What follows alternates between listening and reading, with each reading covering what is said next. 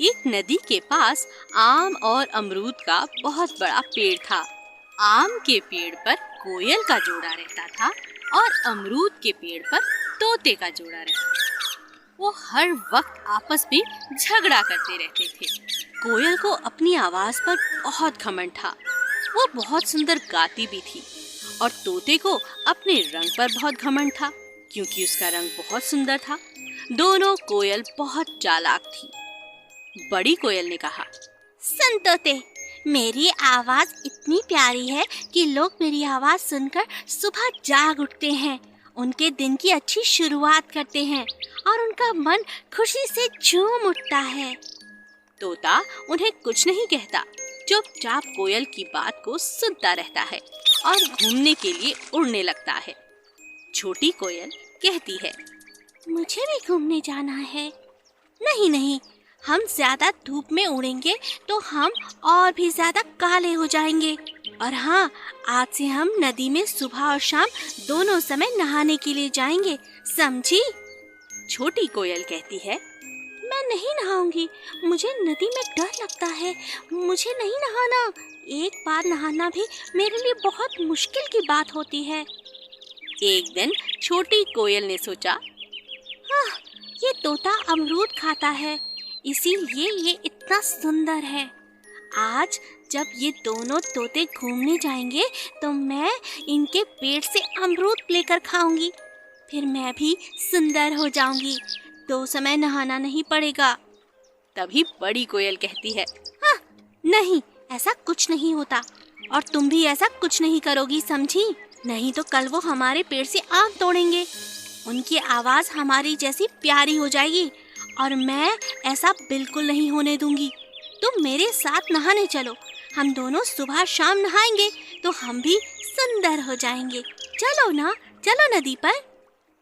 छोटी कोयल कहती है, नहीं नहीं नहीं, मुझे नहीं नहाना, मैं तंग आ चुकी हूँ रोज 2-2 समय नहाकर। हाँ, जरा सा भी रंग नहीं बदला। बड़ी कोयल छोटी कोयल को जबरदस्ती नदी पर ले जाती है। जब वो दोनों नहा रही होती हैं, अचानक से नदी में एक जंगली मछली आ जाती है और छोटी कोयल को दबोच लेती है। बड़ी कोयल रोने लगती है और अकेली रह जाती है। चमत्कारी ऊंटनी और अकाल। एक समय की बात है, एक रेगिस्तान के टीले के बीचों बीच सदफ नाम का एक शहर बसा हुआ था। वहाँ के लोग बहुत ही खुशहाल जिंदगी जी रहे थे क्योंकि वहाँ का सुल्तान बहुत ही ज्यादा अच्छा था। सब कुछ सही चल रहा था, लेकिन सुल्तान के मरने के बाद जब उसका बेटा गद्दी पर बैठा, वह सुल्तान के विपरीत बहुत ही ज्यादा लालची और अत्याचारी था। सभी लोग उसकी बुराई किया करते थे। हमारे नए सुल्तान ने तो हमारा जीना मुश्किल कर दिया है। फिक्र मत करो, इसका इंसाफ तो कुदरत ही करेगी। और वैसा ही हुआ। एक दिन अचानक बहुत तेज भूकंप आया और उस भूकंप के कारण सदफ शहर के पानी के स्रोत सूखने लगे और जमीन फट गई और उसमें से अचानक एक बहुत खूबसूरत ऊँटनी और उसका एक छोटा सा बच्चा बाहर निकले। सभी लोग यह चमत्कार देखकर बहुत हैरान थे। अरे, ये कैसा चमत्कार है? यह तो कोई चमत्कारी ऊँटनी लगती है। चलो चलो, इसे देखते हैं। हाँ हाँ, चलो देखते हैं। सभी लोग उसके आसपास जाते हैं और दूर से ही उसे देखने लगते हैं।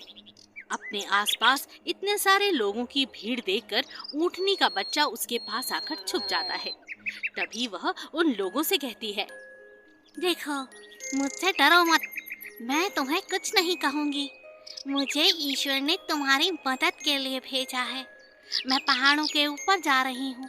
जब तक मैं यहाँ हूँ, मैं तुम्हें दूध, फल और खाने की चीज़ों की कमी नहीं होने दूंगी। बस मुझे पानी पिलाते रहना। सभी लोग यह सुनकर हैरान हो गए। तभी ऊँटनी के थनों से दूध बहने लगा और पूरा शहर धन धान्य से भर गया। ऊँटनी सबको खाने की चीजें देकर अपने बच्चे के साथ खूब सारा पानी पीकर पहाड़ों में चली गई। अब ऐसा ही निरंतर चलता रहा। ऊँटनी समय समय पर अपने बच्चे को लेकर शहर में आती, खूब सारा पानी पीती और लोगों को खाने पीने की चीजें देकर वहां से चली जाती। सभी लोग बहुत खुश थे। शहर में फिर किसी चीज की कमी न थी।